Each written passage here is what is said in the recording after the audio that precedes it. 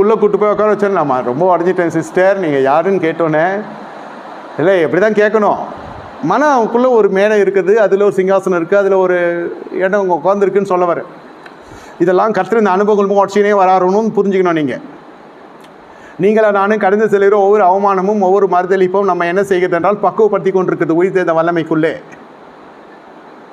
காட்டி கொடுத்தவன், மறுதளித்தவன், மற்ற ஜனங்க கூட உலக ஜனங்க ஒரு காணாத ஜனங்களுக்காக ரத்த சிந்தினார்லாம் பெருசு இல்லை. யார் வேணால் செய்யலாம், நான் நீ செய்யக்கூடாதுன்னு சொல்கிற வாசகங்களுக்கு உரிமையாளர்லாம் இருக்கிறவங்க நம்ம. உங்களுக்கு முதலேருந்தே தெரியும், என் கூட அவ்வளோ நெருங்கி பழகிருக்கிறீங்க. 1000 காரியங்கள் இருந்தாலும் நீங்கள் இதை செய்யலாமா, நீங்கள் இப்படி நினைக்கலாமா, நீங்கள் இப்படி பேசலாமா? அவங்கள் அப்படித்தான் பேசுவார்கள். ஆனால் நீங்கள் இப்படி நினைக்கக்கூடாது, இயேசு போல தான் நடந்து கொள்ள வேண்டும் என்பது தான் உயிர்த்தெழுதல் சொல்லிக் கொடுக்குற பாடம். நமக்கு போகணும். பூட்டப்பட்ட வீடாக இருந்தாலும் அவன் வாசலை சாத்திட்டான், அவன் இருந்து இந்த கதவை மூடிடுச்சு, பரவாயில்ல, தட்டு திறக்கப்படும், தட்டுங்கள் திறக்கப்படும். அவன் யாருன்னு தான் கேட்பான். மறுபடியும் அவங்களை ப்ரூவ் பண்ணி சொல்கிறான்.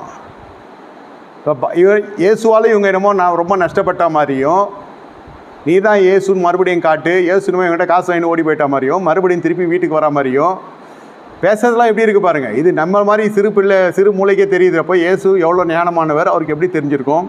கோவமே வரல. தோமையை தட்டி கொடுத்து சொன்ன விஷயம், சமாதானம் உங்களுக்கு உண்டாவதாக.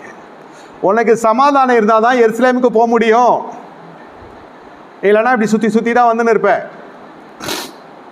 எருசலேம் என்பது என்ன? வாக்குத்தத்தை நிறைவேறுகிற பட்டணம், அப்படி தான் பார்க்கணும். அது தண்டனை கொடுக்குற இடம்.